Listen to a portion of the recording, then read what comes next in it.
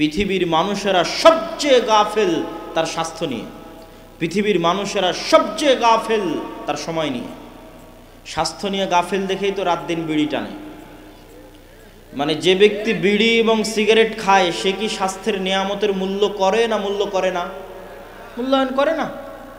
সে আল্লাহর দেওয়া এক নিয়ামতকে চোখের সামনে নষ্ট করতেছে। মাদকতার মধ্যে নিমজ্জিত থেকে, নেশার মধ্যে নিমজ্জিত থেকে তার লিভার, তার পাকস্থলী, তার শ্বাসযন্ত্র নষ্ট করে দিচ্ছে। আর ঠিক আর একদিকে একদল যুবক আছে যারা জুয়া, free fire, PUBG, Facebook, YouTube, Twitter, TikTok নিয়ে ব্যস্ত। তো তাদের কাছে কি সময়ের মূল্য আছে? নাই। ওটাই আল্লাহর নবী বলছেন পৃথিবীর মানুষ সবচেয়ে অবমূল্যায়ন করে আল্লাহর দুটো নিয়ামতকে, এক সময়কে আর এক স্বাস্থ্যকে। এই জন্য সালাফে সালেহিন বলেছেন ইন্নাল ওয়াক্তা সাইফুন, শোনো দুনিয়ার মানুষ, সময় হচ্ছে তরবারি। তুমি যদি এই তরবারিকে না কাটো, এই তরবারি একদিন তোমাকে কেটে দিবে। তার মানে প্রতি সেকেন্ডে সময় আপনাকে কাটতেছে। তরবারি প্রতি সেকেন্ডে আপনি সময় দ্বারা জবাই হচ্ছেন। তো আপনি যদি এই প্রতি সেকেন্ড সময়কে কাজে না লাগান, তো একদিন এই তরবারি আপনাকে পরিপূর্ণরূপে কেটে ফেলে দিবে। শেষ, জীবন শেষ হয়ে যাবে, লাইফ শেষ হয়ে যাবে। তখন আর আফসোস করেও কিছু করার থাকবে না। আর সে আফসোসের কথা আমি না, আল্লাহ সুবহানাহু ওয়া তাআলা কোরআন মাজিদে বলছেন ওয়া আনফিকু মিম্মা রাযাকনাকুম মিন ক্বাবলি আন ইয়াতিয়া আহাদাকুমুল মাউত। দুনিয়ার মানুষ, তোমরা আল্লাহর রাস্তায় ব্যয় করো মৃত্যু আসার আগেই। কেন? যেই দিন মৃত্যু আসবে সেই দিন বলবে রব্বি লাউলা আখারতানি ইলা আজালিন করিব, আল্লাহ আর একটু যদি সময় বাড়িয়ে দিতেন, আর 1 মিনিট 1 সেকেন্ড 10 মিনিট যদি সময় বাড়িয়ে দিতেন, ফাআসাদদাকা ওয়া আকুম মিনাস সালিহিন, তাহলে কিছু ভালো আমল করে সৎ কর্মশীল বান্দাদের অন্তর্ভুক্ত হয়ে যেতাম। তখন আল্লাহ উত্তরে বলছেন ওয়ালাই ইউআখিরাল্লাহু নাফসান ইযা জাআ আজালুহা, আল্লাহ তো সময় সেট করে ছেড়ে দিয়েছেন। আমি আগেই প্রমাণ করে নিয়েছি যে সময় আল্লাহর সৃষ্টি এবং ব্যতিক্রম ভয়ঙ্কর সৃষ্টি, এটা সৃষ্টি করে ছেড়ে দেওয়া হয়েছে। আর এই সময়ের মধ্যে মানুষ আসবে, মানুষ যাবে। মানুষ পৃথিবীতে বাস করে না, ওই সময়ে বাস করে। আর এই সময় মানুষের জীবনকে শেষ করে দিবে। তো আল্লাহ ওটাই বলছেন যে আমি তো সময় সৃষ্টি করে ছেড়ে দিয়েছি, যেই দিন তোমার সময় চলে আসবে যাওয়ার, সেই দিন তো আর 1 সেকেন্ডও দেরি হবে না। লা ইউআখিরাল্লাহ, আল্লাহ 1 সেকেন্ডও দেরি করবেন না যেই দিন তোমার যাওয়ার সময় চলে আসবে। সম্মানিত উপস্থিতি, তাহলে সময় আমাদের জীবনকে প্রতিদিন ধ্বংস করে দিচ্ছে, কাটতেছে, কিন্তু আমরা সৎ আমল করতেছি না। কিন্তু যেই দিন সময় ঘনিয়ে আসবে সেই দিন আমরা আফসোস করলেও সৎ আমল করার সুযোগ থাকবে না।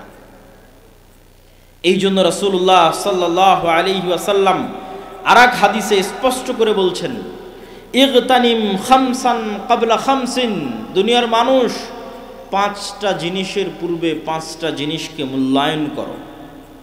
হায়াতাকা ক্বাবলা মাউতিক, মৃত্যু আসার পূর্বেই যতদিন বেঁচে আছো এই বেঁচে থাকাকে মূল্যায়ন করো। সিহহাতাকা ক্বাবলা সাকামিক, অসুস্থ হওয়ার আগে যতদিন সুস্থ আছো এই সুস্থ থাকাকে মূল্যায়ন করো। ওয়া ফারাগাকা ক্বাবলা শুগলিক, ব্যস্ত হওয়ার আগে যতটুকু সময় অবসর পেয়েছো এই অবসর সময়কে কাজে লাগাও। ওয়া শাবাবাকা ক্বাবলা হারামিক, বৃদ্ধ হওয়ার আগে যুবক আছো এই যুবক বয়সকে কাজে লাগাও। ওয়া গিনাকা ক্বাবলা ফাকরিক, দরিদ্র হয়ে যাওয়ার আগে হাতে কিছু টাকা পয়সা আছে এই টাকা পয়সা, এই সামর্থ্যকে মূল্যায়ন করো। সম্মানিত উপস্থিতি, আল্লাহ সুবহানাহু ওয়া তাআলা যে 24 ঘন্টা সময় দেন, আজকের দিনেও যে 24 ঘন্টা সময় দিয়েছেন, চারঘাটের একজন রিক্সা চালককে দিয়েছেন, চারঘাটের আজকের অনুষ্ঠানের সভাপতি, প্রধান অতিথি, প্রধান বক্তা তাদেরকেও দিয়েছেন। আজকে কেউ 24 ঘন্টার কম সময় পেয়েছেন? কেউ পেয়েছেন 24 ঘন্টার কম সময়? এটা আল্লাহ করেন না। আল্লাহ নেয়ামত সবাইকে দিয়েছেন 24 ঘন্টা। আর এই 24 ঘন্টার মধ্যে সবচেয়ে দামি, সবচেয়ে গুরুত্বপূর্ণ সময় হচ্ছে সকাল। সবচেয়ে দামি, সবচেয়ে গুরুত্বপূর্ণ সময় কখন?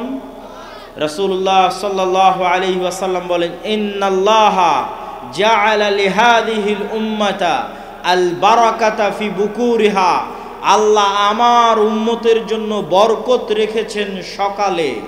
আল্লাহর নবী বলেন আল্লাহ আমার উম্মতের জন্য বরকত রেখেছেন সকালে।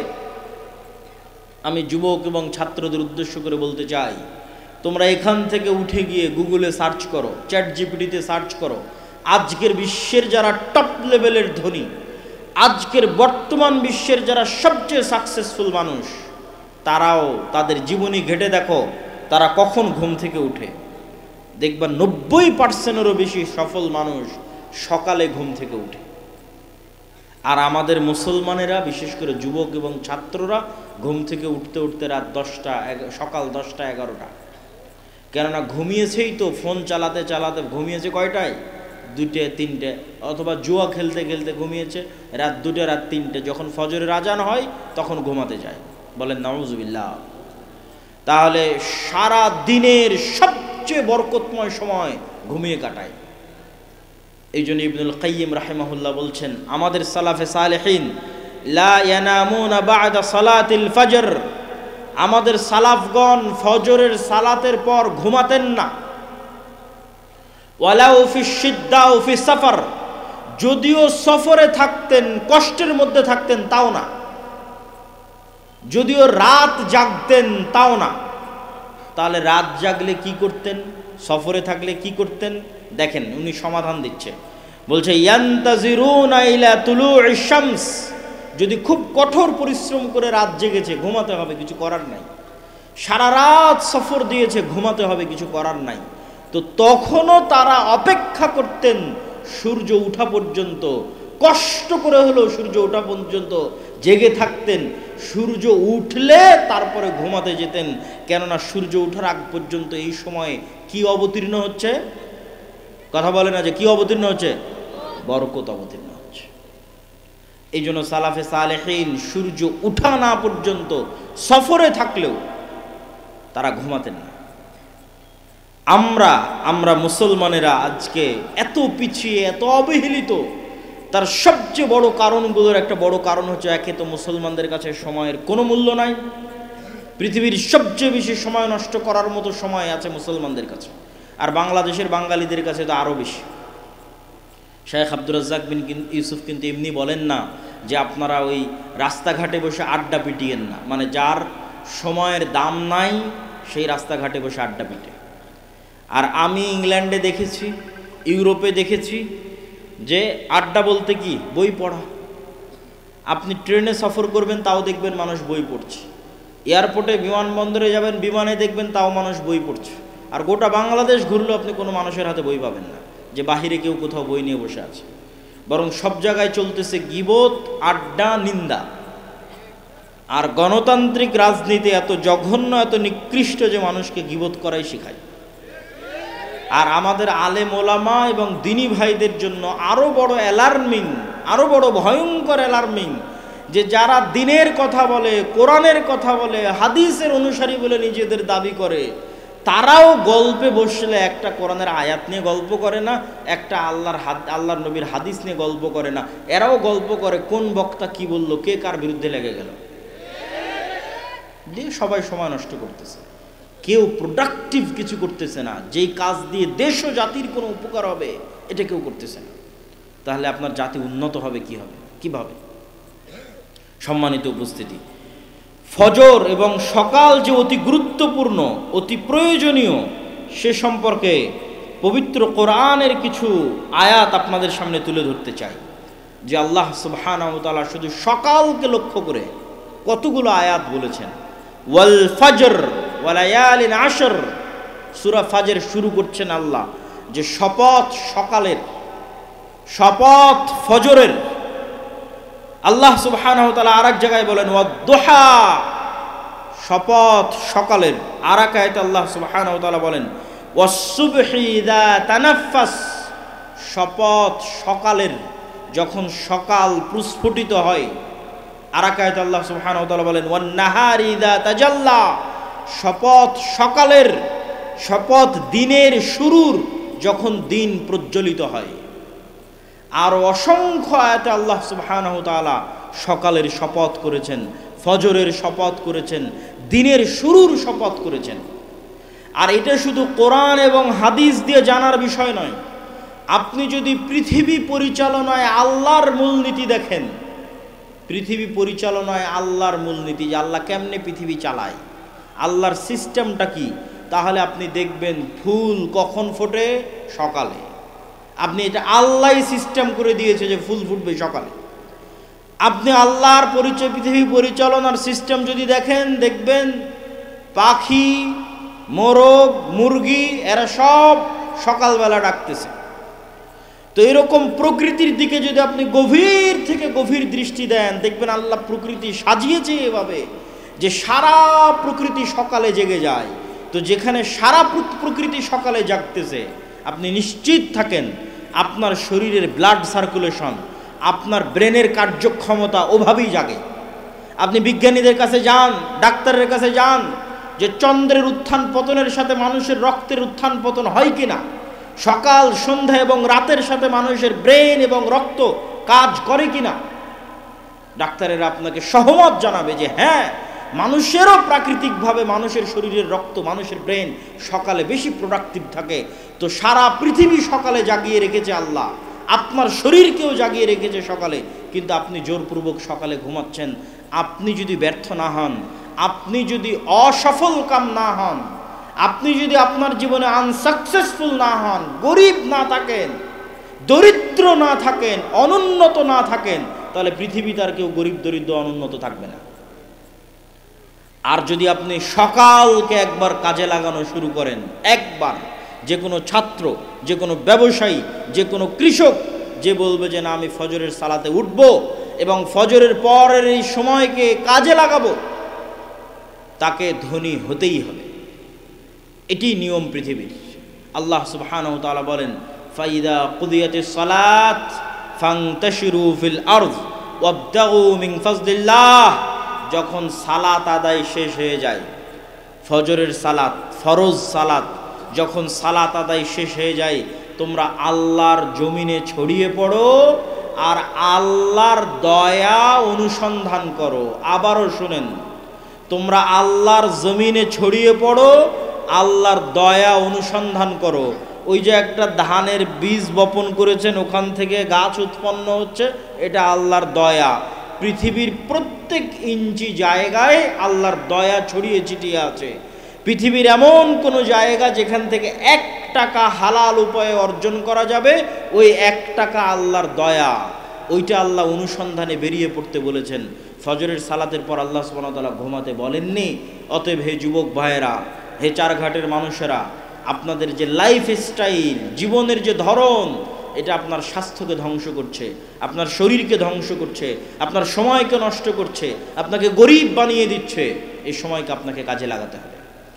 এই পুরো 24 ঘন্টার সময়ের মধ্যে সকালের পরের দ্বিতীয় গুরুত্বপূর্ণ সময়, একটা গুরুত্বপূর্ণ সময় আপনাদের সামনে আলোচনা করলাম সকাল, আর একটা দ্বিতীয় গুরুত্বপূর্ণ সময় হচ্ছে রাতের শেষ ভাগ।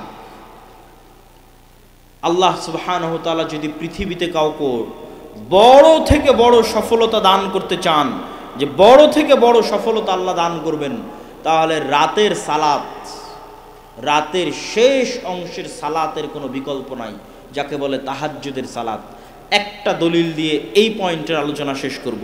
আল্লাহ সুবহানাহু ওয়া তাআলা রাসূল সাল্লাল্লাহু আলাইহি সাল্লামকে বলছেন কোরআনে, ওমিনাল লাইলি ফাতাহাজ্জাদ বিহি নাফিলাতাল লাক আসা আইয়াবআসাকা রাব্বুকা মাকামান মাহমুদা। হে মুহাম্মদ বলেন সাল্লাল্লাহু আলাইহি ওয়াসাল্লাম, আপনি অবশ্যই রাতের শেষ অংশে সালাত আদায়, অবশ্যই রাতের শেষ অংশে অল্প হলেও সালাত আদায় করুন। আসা ইয়াবআসাকা রাব্বুকা মাকামান মাহমুদা, এই সালাতের মাধ্যমেই আপনার প্রতিপালক আপনাকে শ্রেষ্ঠতম মর্যাদা দান করবেন। তো আমাদের নবী মুহাম্মদ সাল্লাল্লাহু আলাইহি ওয়াসাল্লামকে আল্লাহ অনেক বড় সম্মান দিবেন। তো ওই সম্মান দেওয়ার জন্য, সম্মান পাওয়ার যোগ্য হওয়ার জন্য আমাদের নবীকে আল্লাহ বলছেন যে আপনি রাতের শেষ অংশে সালাত আদায় করুন। আগের যুগের মুসলমানদের পায়ের নিচে রোমান সাম্রাজ্য আর পারস্য সাম্রাজ্যের মতো বড় বড় সাম্রাজ্য এমনি ধুলায় ধূসরিত হয়ে যায়। তাদের কাছে ছিল কোরআনের শক্তি, তাদের কাছে ছিল রাতের শেষ অংশের সালাতের শক্তি, রাতের শেষ অংশের সালাতের চোখের পানির শক্তি এবং পাওয়ার তাদের কাছে ছিল, এবং ফজরের পরে না ঘুমানো বরকত তাদের কাছে ছিল, কোরআনের সাথে কানেক্টিভিটি তাদের কাছে ছিল। আমাদের কাছে কি আছে? আমরা জীবন যাপন করছি, ঘুম থেকে উঠছি এবং ঘুম যাচ্ছি পশুর মতো। তারপরেও যে আল্লাহ সুবহানাহু ওয়া তাআলা আমাদেরকে বাঁচিয়ে রেখেছেন, এই অবস্থায় রেখেছেন, আল্লাহর শুকরিয়া। কিন্তু আমাদের ওই রকম কোনো যোগ্যতাই নাই। আমরা ঘুম থেকে উঠছি পশুর মতো, ঘুমাতে যাচ্ছি পশুর মতো। সম্মানিত উপস্থিতি, আমরা আলোচনা করছিলাম সময়ের গুরুত্ব সম্পর্কে। এবার এই সময়ের গুরুত্বের শেষ পয়েন্ট, তারপরে আমার বক্তব্যের দ্বিতীয় অংশে চলে যাব, ইসলামী রাষ্ট্র। সময়ের গুরুত্বের শেষ পয়েন্ট হচ্ছে সময়কে আপনি কাজে লাগাবেন কিভাবে। এর ওপর আজকের আধুনিক বিশ্বে অসংখ্য বই পুস্তক তৈরি হয়েছে, যার নাম দিয়েছে ইংরেজিতে টাইম ম্যানেজমেন্ট, সময়কে ম্যানেজ করা। তো অসংখ্য বুদ্ধি, উপায়, কৌশল সব দেওয়া আছে। কিন্তু আমি আপনাকে বলবো, ইসলাম নিজেই নিজেই একটা টাইম ম্যানেজমেন্ট। ইসলাম নিজেই একটা টাইম ম্যানেজমেন্ট, আর এটা হতে হবে। কেননা আল্লাহ তো সময়কে সৃষ্টি করে ছেড়ে দিয়েছে। এই সময়ই মানুষের জীবন, এই সময়েরই আল্লাহ হিসাব নিবে। এই সময়ের মধ্যে মানুষ হারিয়ে যাবে। মহাকালের গর্ভে হাজার হাজার লক্ষ লক্ষ কোটি কোটি মানুষ হারিয়ে গেছে, আবার মহাকালের গর্ভে আমরা হারিয়ে যাবো। এই মহাসময়, এই মহাসময়ই তো সব কিছু। তো এই জন্য সময়ের গুরুত্ব তো ইসলামে থাকবেই। তারপর আপনাদের বোঝানোর সুবিধার্থে বলি, ইসলামের কোন ইবাদতটা সময়ের সাথে সম্পৃক্ত নয়? আপনি নিজে বসে থেকে এখন চিন্তা করেন যে ইসলামের কোন ইবাদতটা টাইমের সাথে রিলেটেড নয়। যেমন 5 ওয়াক্ত সালাত, এটা কি সময়ের সাথে সম্পৃক্ত না সম্পৃক্ত না? না এমনি এক সময় উঠে একবারে 5 ওয়াক্ত সালাত আদায় করে নিলাম যে হয়ে গেল, এইটা কিন্তু হবে না। যে আমি ঠিক আছে এখন 10টা বাজে, এই 10টার সময় 5 ওয়াক্ত সালাত সমান যতগুলো রাকাত হয় তার সব একবারে পড়ে নিলাম, সারাদিনের নামাজ শেষ। এরকম কোনো ফতোয়া আছে? তাহলে প্রত্যেক সালাতের নির্দিষ্ট সময় আছে না? প্রত্যেক সালাতেরই সময় আছে। মানে ওই সময়টা তো চলে যাচ্ছে, সেভ হয়ে যাচ্ছে। ওই সময়ের মধ্যে আপনি কি করলেন? ওই সময়টুকুর মধ্যে আপনার একটা সালাত থাকা লাগবে। আপনার জীবন থেকে একটা সময় রানিং, আল্লাহ মহাকাল সৃষ্টি করে দিয়েছে, দৌড়াচ্ছে, হাজার হাজার কোটি কোটি কিলোমিটার গতিতে দৌড়াচ্ছে, যেটা আমি দেখতে পাচ্ছি 24 ঘন্টা। এই দৌড়ানোর মধ্যে আমার একটা কাজ থাকতে হবে। সকালে ফজর, দুপুরে জোহর, বিকেলে আসর, মাগরিব, সন্ধ্যায়, রাতে এশা, এগুলো একটা করে ছুটে গেল, মানে ওই সময়টা গ্যাপ চলে গেল। মানে ওই সময়ে আর আমার নামে কোনো নামাজ নাই, গ্যাপ। সময় কিন্তু সেভ হয়ে গেছে, সময় কিন্তু পার হয়ে গেছে, কিন্তু আমার নামে কোনো সালাত নাই। তো ইসলাম নিজেই একটা টাইম ম্যানেজমেন্ট। এখানে এমন একটা ইবাদত আপনি আমাকে দেখান যে ইবাদতের সময় দেওয়া নাই। আপনি যদি রমজানের কথা বলেন, আপনি যদি সাহারির কথা বলেন, আপনি যদি ইফতারির কথা বলেন, আপনি যদি ঈদের কথা বলেন, ঈদের নামাজের কথা বলেন, ঈদের নামাজ কখন পড়তে হবে, আপনি যদি কুরবানির কথা বলেন, কুরবানি কখন দিতে হবে, সিয়াম কখন শুরু হবে, নফল সিয়াম, সপ্তাহের সিয়াম, মাসের সিয়াম, প্রত্যেকটা ইবাদত সময়ের সাথে সম্পৃক্ত। জাকাতের কথাও যদি বলেন, জাকাতের হিসাব, ওটাও বছর, ওটাও সময়ের সাথে সম্পৃক্ত। হজের কথা যদি বলেন, হজ কখন করবেন, ওটাও সময়ের সাথে সম্পৃক্ত। সম্মানিত উপস্থিতি, তো ইসলাম নিজেই একটা টাইম ম্যানেজমেন্ট। কেউ যদি ইসলামকে শুধু অনুসরণ করে, চোখ বন্ধ করে, তো ওর সময় নষ্ট কম হবে। তার শুধু একটা উদাহরণ দেই যুবক এবং ছাত্রদের জন্য। যে ধরেন আপনি ফজরের সালাত পড়ে, যুবকেরা হয়তো গেম খেলতে বসে গেছে, হয়তো কোথাও খেলা দেখতে বসে গেছে, হয়তো জুয়ার আড্ডায় গেছে। তো ও যদি বেনামাজি হয়, তো আর কোনোদিন স্মরণ পড়বে না যে আমি কি করছি আর আমার কি করা উচিত। একটা মুভি দেখতেই সারা দিন পার হয়ে যাবে, একটা সিরিয়াল একের পর এক দেখতেই সারা দিন সারা রাত পার হয়ে যাবে। কিন্তু ওর যদি নামাজের বিষয়ে সচেতনতা থাকে, তাহলে জোহরের যখন আজান হবে, ওকে উজু করতে হবে, ফ্রেশ হতে হবে, মসজিদে যেতে হবে। ও অন্তত একটা ভাবার সময় পেল, কিরে সকাল থেকে তো সব সময় নষ্ট করলাম, এখন কি করব জোহরের পরে। ঠিক আছে, জোহরের পর আবার সময় নষ্ট শুরু করলো। এবার আসরের সময় আজান হলো, উজু করলো, মসজিদে গেল, আবার চিন্তা করার সুযোগ পেল, এতক্ষণ কি করলাম, এখন কি করব। আবার মাগরিবের সময় চিন্তা করার সুযোগ পেল, এতক্ষণ কি করলাম, এখন কি করব। আবার এশার সময় চিন্তা করার সুযোগ পেল, এতক্ষণ কি করলাম, এখন কি করব। শুধু যদি সালাতই আদায় করে ওই ব্যক্তি, তো অন্তত দিনে 5 বার চিন্তা করার সুযোগ পায় যে আমি কি করছি, আমার কি করা উচিত। আর যদি ওই সালাদটুকু আদায় না করে তো এইভাবে কতদিন পার হয়ে যাবে, কত মাস পার হয়ে যাবে, ও কোনোদিন কল্পনা করারও সুযোগ পাবে না। এইভাবে একদিন মৃত্যু চলে আসবে। সম্মানিত উপস্থিতি, তো সময় আল্লাহর অনেক বড় নেয়ামত, আমাদেরকে সময় মূল্যায়ন করতে হবে। বিশেষ করে ফজরের পরের সময়, বিশেষ করে রাতের শেষাংশের সময় যদি কেউ মূল্যায়ন করতে পারে, জাতি হিসেবে আমরা সফল হব। আল্লাহ কবুল করুক, আল্লাহুম্মা আমিন। বক্তব্যের দ্বিতীয় অংশ, আমি আপনাদের অধৈর্য হওয়ার আগে বিদায় নিব। কেন? আমি আসছি ঢাকা থেকে, আমাকে যেতে হবে ঢাকা। আপনাদের শ্রদ্ধেয় উস্তাদ জি শেখ আব্দুর রাজ্জাক বিন ইউসুফ তিনি অসুস্থ থাকায় আমাকে ঢাকা থেকে আসতে হয়েছে।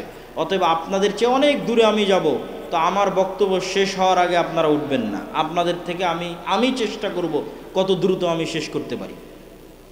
ইসলামী রাষ্ট্র, এই জুলাই আগস্টের আন্দোলনের পরে বাংলাদেশের সবচেয়ে আলোচিত একটা ইস্যু হচ্ছে রাষ্ট্র ব্যবস্থা ইসলাম। তো রাষ্ট্র ব্যবস্থায় ইসলাম, কেউ বলতেছে হ্যাঁ সব মুসলমান তো বিশ্বাস করে যে রাষ্ট্রে ইসলাম লাগবে, কেউ বলতেছে ইসলাম প্রতিষ্ঠা করতে হবে গণতান্ত্রিক নির্বাচনের মাধ্যমে, কেউ বলতেছে না এইভাবে, কেউ ওইভাবে। তো আসলে ইসলামী রাষ্ট্র বলতে কি বোঝায় এবং কিভাবে ইসলাম রাষ্ট্রে প্রতিষ্ঠিত হয়, এই অংশটুকু সবার জানা খুব জরুরি। প্রথম পয়েন্ট, ইসলামী রাষ্ট্র বলতে কি বোঝায়। আমাদের ব্রেনে পাশ্চাত্য মিডিয়া দিয়েছে ইসলামী রাষ্ট্র মানে চুরি করলে হাত কাটে নিবে, ইসলামী রাষ্ট্র মানে জেনা করলে রজমের শাস্তি হবে। এগুলো ঠিক হবে, কিন্তু ইসলামী রাষ্ট্র মানে এই দৃশ্যগুলো বুঝানো, এটা আল্লাহর নবী বুঝাননি। আমাদেরকে পাশ্চাত্য মিডিয়া বুঝেছে ইসলামী রাষ্ট্র মানে একজন মেয়েকেও বেপর্দায় বাইরে বের হতে দেওয়া যাবে না, সবাইকে বোরখা পরতে বাধ্য করা হবে। তাহলে যারা পর্দা করে না ওরা কি চাইবে যে ইসলামী রাষ্ট্র আসুক? তখন ওরা আপনার দলকেও ভোট দিবে না, বাইরে বাইরে ইসলামের কথা বলবে, কিন্তু বাস্তবে চাইবে না যে ইসলাম ক্ষমতায় আসুক। কিন্তু আল্লাহর নবী যে ব্র্যান্ডিং করেছেন, ওই ব্র্যান্ডিংটা যদি আপনি মানুষকে বুঝাতে পারেন, তো মুসলমান বহু দূরের কথা, বেপর্দা নারী বহু দূরের কথা, হিন্দু এসে বলবে তোমরা ইসলাম প্রতিষ্ঠা করো, খ্রিস্টান এসে বলবে তোমরা ইসলাম প্রতিষ্ঠা করো। সেটা কি? রাসূলুল্লাহ সাল্লাল্লাহু আলাইহি ওয়াসাল্লাম বলেন, লা তাকুমুস সাআহ হাত্তা ইয়ানজিলা ঈসা ইবনে মারইয়াম। কিয়ামত ততদিন হবে না যতদিন মারিয়ামের সন্তান ঈসা পৃথিবীতে নেমে না আসছে।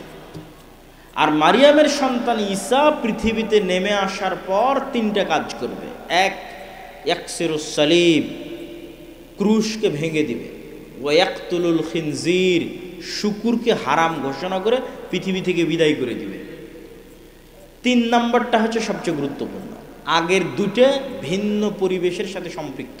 কি পরিবেশ সেটারও একটু ইঙ্গিত দিব। আর তিন নাম্বারটা হচ্ছে মূল। সেটা কি? উনি সমগ্র পৃথিবীতে হাকামান মুকসিতা, সমগ্র পৃথিবীতে ঈসা আলাইহিস সালাম ন্যায় বিচার প্রতিষ্ঠা করবে। বলেন আল্লাহু আকবার। ন্যায় বিচার, এটা হচ্ছে রাষ্ট্রে ইসলামের ব্র্যান্ডিং। যে ইসলাম রাষ্ট্রে গেলে কি হবে? আপনার মানুষ আপনাকে বলবে ইসলাম রাষ্ট্রে গেলে হাত কাটবে, কেউ বলবে রজম করবে, কেউ বাধ্য পর্দা করবে। আল্লাহর নবী বলছেন ইসলাম রাষ্ট্রে গেলে সমগ্র পৃথিবীতে কি প্রতিষ্ঠা হবে? ন্যায় বিচার প্রতিষ্ঠা হবে। মানে একজন মানুষও মাজলুম থাকবে না, একটা হিন্দু মাজলুম থাকবে না, একটা কুকুরও মাজলুম থাকবে না। তার নাম ন্যায় বিচার। এবং এই ব্র্যান্ডিং এর কারণেই ইসলামে ন্যায়ের গুরুত্ব কত বেশি। রাসূলুল্লাহ সাল্লাল্লাহু আলাইহি ওয়াসাল্লাম বলেন, সাবআতু ইউদিল্লুহুমুল্লাহ ইয়াওমা লা দিল্লা ইল্লা দিল্লু। 7 শ্রেণীর মানুষকে কিয়ামতের মাঠে আল্লাহ বিশেষ ছায়া দিবে। তার 1 নাম্বার ন্যায়পরায়ণ দায়িত্বশীল। মানে যে ন্যায়পরায়ণ দায়িত্বশীল, ওই নাম্বারিংয়ে যে 1 নাম্বারে চলে গেছে, তো তাহাজ্জুদ গুজার ব্যক্তিকে পিছনে ফেলে কিন্তু 1 নাম্বারে গেছে। নফল সিয়াম পালনকারী ব্যক্তিকে পিছনে ফেলে 1 নাম্বারে গেছে। আর যত ফাজাইলে আমল আপনার জানা আছে সবগুলোকে পিছনে ফেলে 1 নাম্বারে গেছে ন্যায়পরায়ণ দায়িত্বশীল। কেননা ওইটাই সবচেয়ে কঠিন, ওইটাই সবচেয়ে কঠিন। আর ওইটা একমাত্র সত্যিকার মুসলিমই ওইটা প্রতিষ্ঠা করতে পারবে। ন্যায়ের গুরুত্ব আল্লাহর নিকটে কত বেশি, আল্লাহ সুবহানাহু ওয়া তাআলা বলছেন ইন্নাল্লাহা ইয়া'মুরুকুম বিল আদল, আল্লাহ তোমাদেরকে ন্যায় প্রতিষ্ঠা করার আদেশ দিয়েছেন। আল্লাহ আরো বলেন লা ইয়াজরিমান্নাকুম শানআনু কওমিন আলা আল্লা তা'দিলু, হে মুমিনেরা, হে মুসলমানেরা, নির্দিষ্ট কোনো মানুষের প্রতি তোমার অন্তরে থাকা ক্ষোভ, নির্দিষ্ট কোনো দলের প্রতি তোমার অন্তরে থাকা হিংসা তোমাকে যেন অন্যায় করতে উদ্বুদ্ধ না করে, বরং ন্যায় প্রতিষ্ঠা করো, আর এটিই তাকওয়া। আল্লাহর নবী সন্তান সন্ততিকে চুমু দেওয়ার ক্ষেত্রে, ভালোবাসার ক্ষেত্রে ন্যায় প্রতিষ্ঠা করতে বলেছেন, আর আল্লাহ বিবাহের ক্ষেত্রে স্ত্রীদের উপর ন্যায় প্রতিষ্ঠা করতে বলেছেন যে যদি ন্যায় প্রতিষ্ঠা করতে পারো তবে একের অধিক বিয়ে করো। তো এতগুলো কথা কেন বললাম? রাষ্ট্রে ইসলামের ব্র্যান্ডিং ন্যায়, আর ঈসা আলাইহিস সালাম সমগ্র পৃথিবীতে ন্যায় বিচার প্রতিষ্ঠা করবে। এখন আপনার কাছে আমার প্রশ্ন যে ঈসা আলাইহিস সালাম যদি নিজে ন্যায় পরায়ণ না হয়, উনি কি ন্যায় প্রতিষ্ঠা করতে পারবে? পারবে না। তাহলে ঈসা আলাইহিস সালাম যে সমগ্র পৃথিবীতে ন্যায় প্রতিষ্ঠা করবে, তার জন্য এক নম্বরে ঈসা আলাইহিস সালামকে নিজেকে ন্যায় পরায়ণ হতে হবে। আর আল্লাহ সব নবীকে জন্মগত ন্যায় পরায়ণ করে পাঠিয়েছেন, মানে জন্মই দিয়েছেন নবীদেরকে ন্যায় পরায়ণ সত্যবাদী অবস্থায়। এখন আমার আর আপনার কাছে প্রশ্ন যে আমরা কি রাষ্ট্রে ইসলাম প্রতিষ্ঠার যোগ্য হতে পেরেছি? ওইটার প্রশ্নের এক নাম্বার আসবে যে আমরা কি ন্যায় পরায়ণ হতে পেরেছি। যদি আমরা ন্যায় পরায়ণ হতে না পারি তো রাষ্ট্রে ইসলাম প্রতিষ্ঠার যোগ্য হতে পারিনি। এবার বাস্তব উদাহরণে আসেন। আপনাদের এই চারঘাট, বাঘা, রাজশাহীর এই অঞ্চলের যত মানুষ আপনারা এখানে উপস্থিত আছেন, যতজন মিডিয়ার মাধ্যমে শুনবেন, আশেপাশের পাড়া প্রতিবেশী সবার কাছে চেক করবেন আমার এই প্রশ্নটা। দুটো উদাহরণ দিব। এক, আপনার বাবার মৃত্যুর পরে অথবা আপনার দাদার মৃত্যুর পরে আপনি আপনার বোনকে অথবা আপনার আব্বা আপনার ফুফুকে আপনার দাদা অথবা বাবার সম্পত্তিতে ন্যায়ের সাথে তার পাওনা বুঝিয়ে দিয়েছে কি? প্রশ্ন। এক দল মানুষ পাবেন বুঝিয়েই দেয়নি, মানে বোনকে এই অজুহাত দিয়েছে যে সে ভাইয়ের বাড়িতে যাতায়াত করবে, এই জন্য ভাই তার সম্পত্তি ভোগ করবে। আর আরেক দল মানুষ বুঝিয়ে দিয়েছে ঠিকই, কিন্তু চারঘাট বাজারের দামি জমিটা নিজে নিয়েছে, আর বিলে নদীর মধ্যে ভাঙ্গনে যে জমিটা চলে গেছে সেটা বোনকে দিয়েছে। চরের জমি বোনকে দিয়েছে আর ভালো জমি নিজে নিয়েছে। তো এটা কি ন্যায় প্রতিষ্ঠা করেছে? সে ন্যায় প্রতিষ্ঠা করেনি। এবার রেজাল্ট কি? রেজাল্ট হচ্ছে এই ব্যক্তিকে যদি আপনি এখন রাষ্ট্র ক্ষমতায় বসান তো 16 বছর যা দুর্নীতি হয়েছে একদিনে তার চেয়ে বেশি করবে। তাহলে সে কি ন্যায় বিচার প্রতিষ্ঠা করতে পারবে রাষ্ট্রে? ও তো ওর বোনের সাথে ন্যায় বিচার প্রতিষ্ঠা করতে পারে না একটা ছোট্ট ফ্যামিলির মধ্যে। তাহলে কেমনে আল্লাহ মনে করবে যে এই মুসলমানটা যোগ্য যে একে ইসলামী রাষ্ট্রের দায়িত্ব দিতে হবে? আল্লাহ কেমনে মনে করবে? আল্লাহ তো বলে রেখেছে ইসলামী রাষ্ট্রের ব্র্যান্ডিং ন্যায় বিচার, তো ওর বোনেরই সম্পদ মেরে দিয়েছে। উদাহরণ 2, চারঘাট, বাঘা সহ আশেপাশের অঞ্চলে অসংখ্য জায়গায় বিবাহ হচ্ছে যৌতুকের ভিত্তিতে, হচ্ছে না? হচ্ছে। তাহলে যে যুবক তার স্ত্রী বা স্ত্রীর পরিবারের নিকট থেকে যৌতুক বাবদ টাকা গ্রহণ করেছে, সেটা প্রকাশ্যে হোক অথবা ছলে বলে কৌশলে হোক। ছলে বলে কৌশলে মোটরসাইকেল নিয়েছে, নেয়নি? নিয়েছে। ফ্রিজ নিয়েছে, এসি নিয়েছে। তো ছলে বলে কৌশলে হোক প্রকাশ্যে হোক, সে আর এক মানুষের সাথে আর এক পরিবারের সাথে অন্যায় করেছে। এটা অন্যায়, এটা মানুষের সাথে সম্পর্কিত অন্যায়। তো যার হাত থেকে তার স্ত্রীর পরিবার বা তার স্ত্রীর পিতা ন্যায় পায়নি, ওই ব্যক্তিকে আপনি রাষ্ট্র ক্ষমতায় বসিয়ে দিলেও গত 16 বছর যা দুর্নীতি হয়েছে তা 1 ঘন্টাতেই করে। 1 ঘন্টাতে অতটি টাকা কিভাবে চুরি করা যায় তার চেষ্টা করবে। কেননা সে তো তার শ্বশুরের সম্পদ দেখে লোভ সামলাতে পারে না। তাহলে এই মুসলমানেরা রাষ্ট্রের ন্যায় প্রতিষ্ঠার যোগ্য না। তাহলে এই মুসলমানদের হাত দিয়ে আল্লাহ রাষ্ট্রে ইসলামকে বসাবেন, তো ইসলামেরই তো কলঙ্ক হয়ে যাবে। সম্মানিত উপস্থিতি, তাহলে আবারও চলে আসে রাষ্ট্রে ইসলাম প্রতিষ্ঠার ব্র্যান্ডিং ন্যায় বিচার। তাহলে যে মুসলমান ন্যায় প্রতিষ্ঠা করার যোগ্য, ওই মুসলমানই রাষ্ট্রে ইসলাম প্রতিষ্ঠা করার যোগ্য। তাহলে মুসলমান ন্যায় প্রতিষ্ঠা করার যোগ্য নয়। দুই, আজকের যুগের মুসলমানদের আরেকটা বড় সমস্যা হচ্ছে, আজকের যুগের মুসলমানেরা সত্য বলা জানে না, আর মিথ্যা বললে কখনো নেতা হওয়া যায় না। মিথ্যা বলে কেউ নেতা হতে পারে না, সত্যই মানুষকে নেতা বানায়। তো আজকের যুগের মুসলমানেরা যে পরিমাণ মিথ্যার সাথে সম্পৃক্ত, আজ থেকে 1400-1450 বছর আগের মক্কার কাফের মুশরিকদের চরিত্র সত্যের দিক থেকে এই মুসলমানদের চেয়ে ভালো ছিল। দুটো উদাহরণ যে তারা সত্যের দিক থেকে আপনার আমার চেয়ে ভালো ছিল। এক, আবু তালেব, আল্লাহর নবীর চাচা। আবু তালেব হচ্ছে আব্দুল মুত্তালেবের সন্তান। আব্দুল মুত্তালেব যখন জীবিত ছিল, আব্দুল মুত্তালেব নেতা। আব্দুল মুত্তালেব মারা গেছে, এখন আবু তালেব নেতা। তো Abu Talib as a leader, কাফের মুশরিক, ঈমান আনেনি, এই কথাই ঠিক, কিন্তু Abu Talib as a leader কোনোদিন মিথ্যা কথা বলেছে আর প্রমাণ কেউ ইতিহাস থেকে দেখাক যে আবু তালেব কুরাইশ বংশের নেতা, সে কাফের মুশরিক, কিন্তু আমি চাচ্ছি মানুষ দেখাক যে আবু তালেব মিথ্যুক।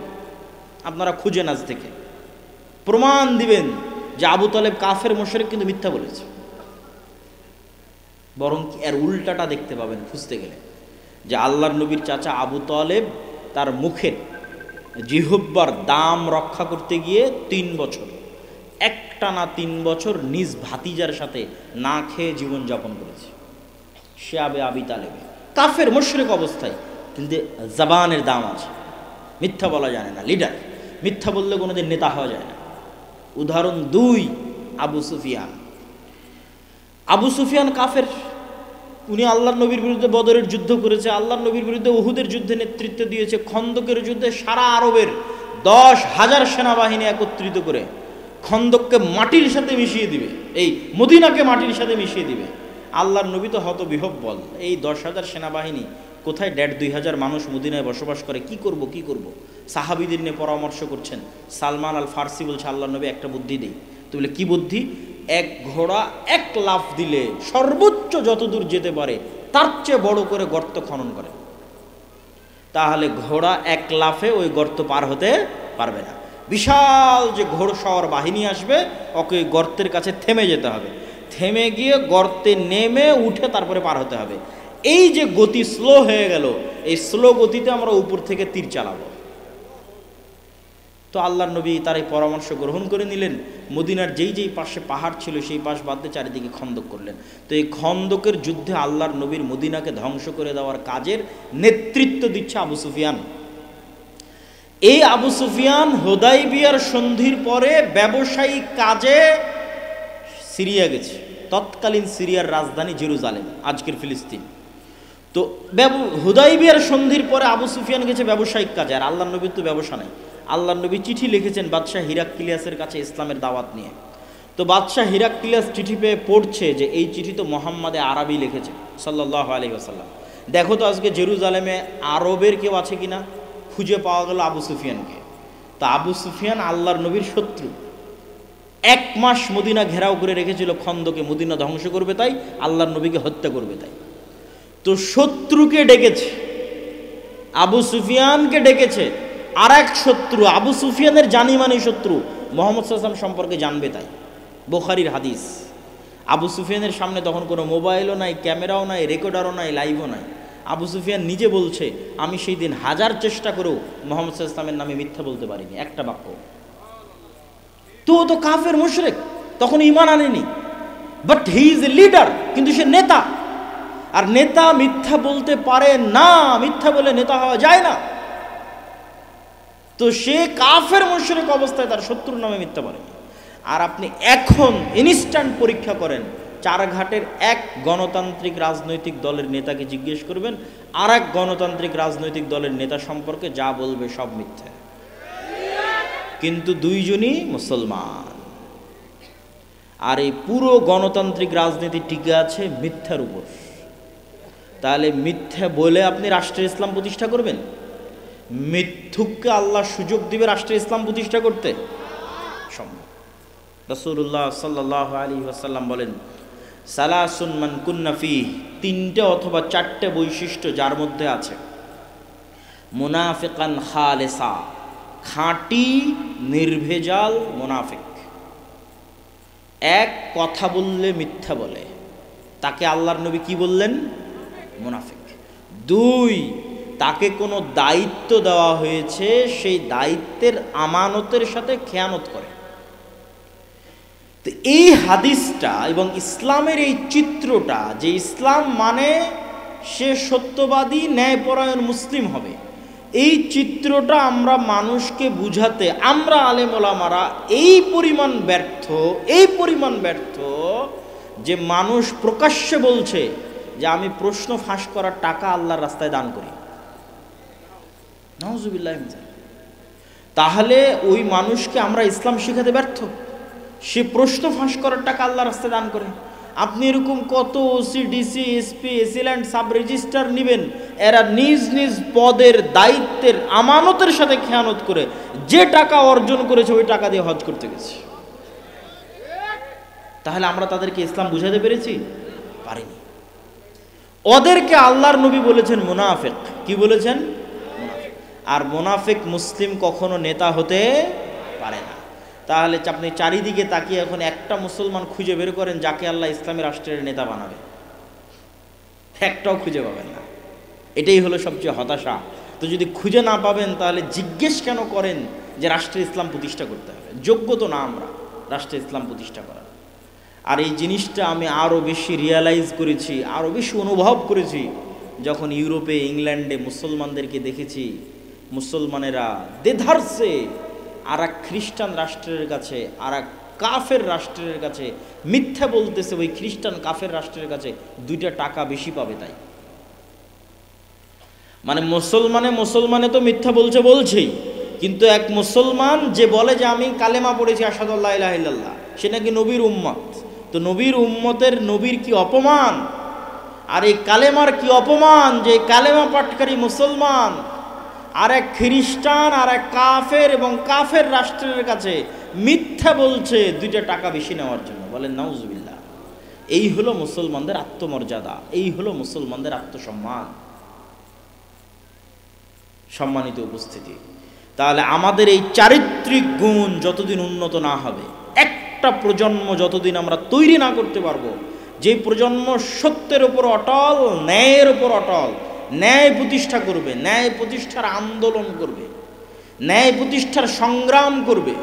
আপনি মসজিদে যান, মাদ্রাসায় যান, ইসলামী দলে যান, ইসলামী আন্দোলনে যান, সব জায়গায় নামাজ আছে, সিয়াম আছে, সালাত আছে, আকীদা আছে, নাই তো কি ন্যায়পরায়ণতা নাই। এইটা বাস্তবতা এবং সত্য বলছি। ওই মাদ্রাসার সাথে এই মাদ্রাসার মিল নাই, ওই দলের সাথে এই দলের মিল নাই। ভিতরে যান, বাহিরে বক্তাদের মুখে শুনবেন যে মাসলা মাসাইল, আদর্শ, এগুলো আদর্শ মাসলা মাসাইল কিছু না। ভেতরে গিয়ে দেখেন হয় একজন অন্যায় করছে আর একজন মাজলুম, আর কিছু না। ইসলামী দলের নেতা যে কর্মী বেশি চামচামি করেছে ওকে পদ দিয়েছে, আর যে কর্মী কঠোর পরিশ্রম করেছে ওকে পদ দেয়নি। তাবলিগ জামাতের গন্ডগোল যান, চ্যালেঞ্জ দিলাম, বাহির থেকে আপনার মনে হচ্ছে যে না এখানে মনে হয় ফতোয়া মাসলা মাসাইলের কিছু না। ভেতরে গিয়ে দেখেন একজন জালেম আর একজন মাজলুম। মসজিদে যান, মাদ্রাসায় যান, মাদ্রাসার পরিচালক, মসজিদ কমিটির সভাপতি, সে তার মসজিদের দায়িত্বশীল যারা আছে তাদের প্রতি ন্যায় করতে পেরেছে। মাদ্রাসার পরিচালক তার মাদ্রাসার শিক্ষকদের প্রতি ন্যায় করতে পেরেছে। সালাত, সিয়াম, হজ, যাকাত সবই আছে, বাবা ন্যায় নাই। তো যিনি ন্যায় প্রতিষ্ঠা করতে পারেননি তার দলে, যিনি ন্যায় প্রতিষ্ঠা করতে পারেননি তার মাদ্রাসায়, তাকে আল্লাহ কেমনে যোগ্য মনে করবে যে সে রাষ্ট্রে ন্যায় প্রতিষ্ঠা করতে পারে? অতএব আমাদের মূল জায়গায় হাত দিতে হবে, ন্যায় প্রতিষ্ঠার আন্দোলন করতে হবে। চারঘাটের মানুষ, যুবকেরা যদি মনে করে আমরা রাষ্ট্রে ইসলাম দেখতে চাই, তাহলে তোমার সমাজে অন্যায় বন্ধ করো। যেখানে জানাজা পড়াতে গেছে ওখানে জানাজা পড়িয়ে ওর মেয়েকে ওর ন্যায্য হিস্সা বুঝিয়ে দাও, ন্যায় প্রতিষ্ঠা করো। জুলম হবে, মুসলমান চেয়ে দেখবে, আবার ওই মুসলমানকে আল্লাহ নেতা বানাবে, এটা অসম্ভব। মোহাম্মদ বিন কাসেম সিন্ধু বিজয় করতে এসেছিল, আমরা জানি ইসলাম প্রচারের জন্য এসেছিল। আপনি ইতিহাস ঘেটে দেখেন, সিন্ধু বিজয় করতে এসেছিল অত্যাচারিত মা এবং বোনদেরকে বাঁচানোর জন্য, ইতিহাস তাই লেখা আছে। স্পেনে গেছে তারেক বিন জিয়াদ, আমরা বলছি তারেক বিন জিয়াদ স্পেনে ইসলাম প্রচার করেছে। আপনি ইতিহাস পড়ে দেখেন, তারেক বিন জিয়াদ স্পেনে গেছে, স্পেনের মানুষেরা বারবার চিঠি লিখেছে, আমরা অত্যাচারিত, আমরা মাজলুম, আমাদের বাঁচাও। অত্যাচারিত মাজলুমকে বাঁচাতে স্পেনে গেছে। তো ইসলাম হচ্ছে ন্যায়ের দিন, ন্যায়ের ধর্ম, ন্যায় প্রতিষ্ঠা করার ধর্ম। একবার যদি মুসলমানেরা আবার সত্য বলা শিখে যায়, আবার ন্যায় প্রতিষ্ঠা করা শিখে যায়, তাহলে ওই রকম রোমান আর পারস্য সাম্রাজ্যের মতো আজকের যুগের যত সুপার পাওয়ার আছে সব মুসলমানদের পায়ের নিচে। কিন্তু ওই রকম ব্যক্তিত্ব সম্পন্ন, আত্মমর্যাদা সম্পন্ন মুসলমান লাগবে। তো ব্যক্তিত্ব আত্মমর্যাদা সম্পন্ন মুসলমান তৈরি হবে কেমনে? সবার তো কিস্তিতে লোন আছে, এটা হাসির কথা নয়। এটার পিছনে একটা হাদিস বলি আপনাদেরকে। রাসূলুল্লাহ সাল্লাল্লাহু আলাইহি ওয়াসাল্লাম বলতেছেন, আল্লাহুম্মা ইন্নী আউযু বিকা মিনাল মা'সামি ওয়াল মাগরাম, হে আল্লাহ, পাপ থেকে বাঁচতে চাই, লোন থেকে বাঁচতে চাই। আর এক দোয়ায় আল্লাহর নবী বলছেন, আল্লাহুম্মা ইন্নী আউযু বিকা মিনাল হাম্মি ওয়াল হুজনি, বলতে বলতে বলছেন ওয়াজালঈদ দাইনি বা ওয়াগালাবাতিদ দাইনি, যে আমি ঋণের বোঝা থেকে বাঁচতে চাই। তো আল্লাহর নবীকে সাহাবীরা জিজ্ঞেস করছে, হাদিস সহিহ, যে আল্লাহর নবী আপনি ঋণ থেকে এত কেন বাঁচতে চান? তো আল্লাহর নবী বলছেন, আর রজুলু ইজাস্তাদানা বাদা আইয়ুকাদ্দিব, মানুষ যখনই লোন নেওয়া শুরু করে তখনই মিথ্যা বলা শুরু করে। এবার বুঝলেন কেন বললাম যে আত্মমর্যাদা সম্পূর্ণ মুসলমান কেমনে তৈরি হবে? সবাই তো কিস্তিতে লোন নিয়ে রেখেছে।